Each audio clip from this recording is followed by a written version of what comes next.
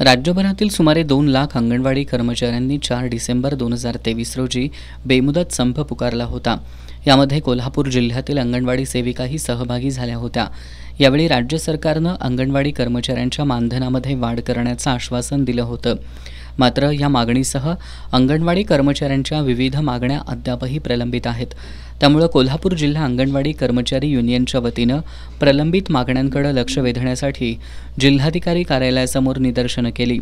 यावेळी जोरदार घोषणाबाजी करण्यात आली।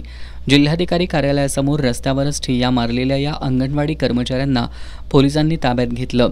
यावेळी आंदोलनकर्ते आणि पोलिसांमध्ये झटापट झाली।